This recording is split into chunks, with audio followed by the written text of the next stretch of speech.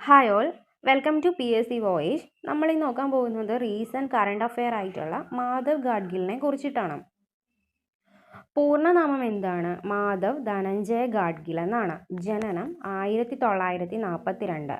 മരണം വളരെ ഇമ്പോർട്ടൻ്റ് ആണ്, റീസെൻറ്റ് കറണ്ട് അഫെയർ ആണ്. 2026 ജാനുവരി 7 പൂനെയിൽ വെച്ചിട്ടായിരുന്നു. വാർദ്ധക്യ സഹജമായ അസുഖത്തെ തുടർന്നായിരുന്നു മരണം എന്നാണ്? 2026 ജാനുവരി 7 ഇമ്പോർട്ടൻ്റ് ആണ്.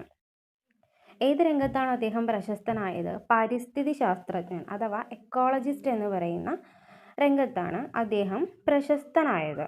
കേരളവുമായി എങ്ങനെയാണ് അദ്ദേഹത്തിന് ബന്ധം? പശ്ചിമഘട്ടങ്ങളെക്കുറിച്ച് പഠിക്കാൻ നിയോഗിച്ച കമ്മിറ്റിയുടെ ചെയർമാൻ ആയിരുന്നു ആര്? മാധവ് ഗാഡ്ഗിൽ.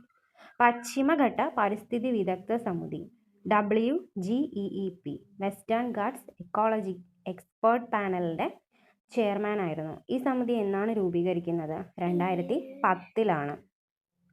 സുസ്ഥിര വികസനം എന്ന ആശയം ശക്തമായി മുന്നോട്ട് വെച്ചൊരു പരിസ്ഥിതി ശാസ്ത്രജ്ഞനായിരുന്നു ആര്?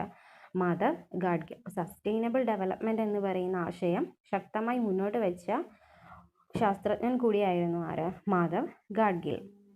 ഗാഡ്ഗിൽ റിപ്പോർട്ട് പ്രകാരം പശ്ചിമഘട്ടത്തെ 3 മേഖലകളായി തിരിച്ചിട്ടുണ്ടായിരുന്നു. ESEZ1, ESEZ2, ESEZ3. ESEZ1 അത്യധികം സംരക്ഷണം ആവശ്യമുള്ള മേഖലയായിരുന്നു. ESEZ2 മിതമായ സംരക്ഷണം ആവശ്യമുള്ള മേഖലയും ESEZ3 കുറഞ്ഞ നിയന്ത്രണം ആവശ്യമുള്ള മേഖലയുമായിരുന്നു. ESEZ1 ഖനനം, വലിയ വ്യവസായങ്ങൾക്കൊക്കെ നിരോധനം ഏർപ്പെടുത്തിയിരുന്നു. ഗാഡ്ഗിൽ റിപ്പോർട്ടിൻ്റെ പ്രധാന ശുപാർശകൾ എന്തൊക്കെയായിരുന്നു? ഖനനം, വലിയ ഡാം നിർമ്മാണം ഇതൊക്കെ നിയന്ത്രിക്കണം. അതുപോലെ തന്നെ ലോക്കൽ സെൽഫ് ഗവൺമെൻറ്, തദ്ദേശ സ്വയംഭരണ സ്ഥാപനങ്ങൾക്ക് ആ ഒരു മേഖലയിൽ കൂടുതൽ അധികാരം നൽകണം. പരിസ്ഥിതി സൗഹാർദ്ദ വികസനമായിരിക്കണം അവിടെ നടക്കേണ്ടത്.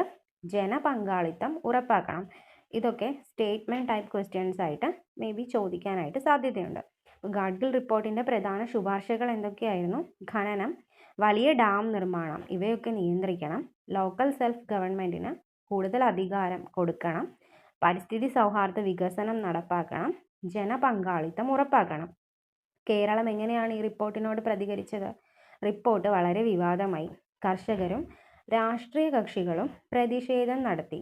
അവസാനം ഗാഡ്ഗിൽ റിപ്പോർട്ടിനെ കുറിച്ച് പഠിക്കാനായിട്ട് കസ്തൂരി രംഗൻ റിപ്പോർട്ടിനെ 2013 സർക്കാർ നിയോഗിച്ചു. ഈ ഗാഡ്ഗിൽ റിപ്പോർട്ട് പ്രകാരം 13,70,000 സ്ക്വയർ കിലോമീറ്റർ ആയിരുന്നു പരിസ്ഥിതി ലോല പ്രദേശമായിട്ട് പ്രഖ്യാപിച്ചിരുന്നത്. കസ്തൂരി രംഗൻ റിപ്പോർട്ട് വന്നപ്പോഴേക്കും ഈ 13,70,000 സ്ക്വയർ കിലോമീറ്ററിൻ്റെ 37%, അതായത് 37% മാത്രം എന്താക്കി പ്രഖ്യാപിച്ചു? പരിസ്ഥിതി ലോല പ്രദേശമായിട്ട് പ്രഖ്യാപിച്ചു. അദ്ദേഹത്തിന് കിട്ടിയ പുരസ്കാരങ്ങൾ നോക്കാം. 1981 പത്മശ്രീ നൽകി രാജ്യം ആദരിച്ചിട്ടുണ്ട്. 2006 പത്മഭൂഷൺ നൽകിയിട്ടുണ്ട്. അതുപോലെ തന്നെ Tyler prize for environmental achievement, അതായത് പരിസ്ഥിതി രംഗത്തെ നൊബേൽ പ്രൈസ് എന്നൊക്കെ അറിയപ്പെടുന്ന അവാർഡാണ് ടൈലർ പ്രൈസ്. അപ്പോൾ Tyler prize for environmental achievement 1996 അദ്ദേഹത്തിന് നൽകിയിട്ടുണ്ട്. അതുപോലെ Zayed international prize for the environment 2001 നൽകിയിട്ടുണ്ട്. പിന്നെ UNESCO man and biosphere award അദ്ദേഹത്തിന് നൽകിയിട്ടുണ്ട്. ഫേമസ് ആയിട്ടുള്ള ലിറ്റററി വർക്ക്സ് ആണ് അദ്ദേഹത്തിൻ്റെ ദിസ് ഫിഷേർഡ് ലാൻഡ്.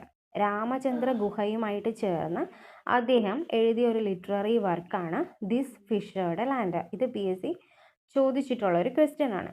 അതുപോലെ തന്നെ എക്കോളജിക്കൽ ജേർണീസ് എന്ന് പറയുന്ന പുസ്തകം. ഇനി പശ്ചിമഘട്ടം ഒരു പ്രണയകഥ, a walk up the hill, അത് ആത്മകഥാപരമായ ഒരു കൃതിയാണ്. അതുപോലെ തന്നെ